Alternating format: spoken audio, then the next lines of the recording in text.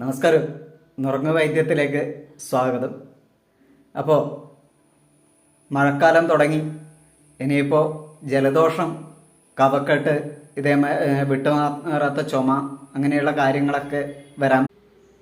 അപ്പോൾ നമുക്ക് വീട്ടിൽ തന്നെ ഉണ്ടാക്കാൻ പറ്റുന്ന ഒരു റെമഡിയാണ് ചുക്ക്, കുരുമുളക്, തിപ്പലി, ഈ മൂന്നും കൂടി പൊടിച്ച് വെച്ചിട്ട് അത് അല്പാൽപമായിട്ട് നമ്മൾ അലിച്ചിറക്കുക എന്നുള്ളത്.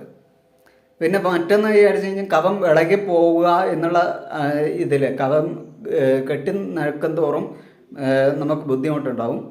അപ്പോൾ അതിൽ നിന്ന് മറികടക്കാൻ വേണ്ടിയിട്ട് നമുക്ക് ഒരു മാർഗം എന്ന് പറഞ്ഞു കഴിഞ്ഞാൽ നമ്മൾ 4-5 ചെറിയുള്ളി എടുത്തിട്ട് ആ ചെറിയുള്ളിയിൽ അല്പം കൽക്കണ്ടം ചേർത്ത് ഒരു നുള്ള് ഉപ്പും കൂടെ ചേർത്ത് ഇത് പതുക്കെ വായിലിട്ടിട്ട് ചവച്ചിട്ട് അതിൻ്റെ നീര് അല്പാൽപമായിട്ട് ഇറക്കിക്കൊണ്ടിരിക്കുക.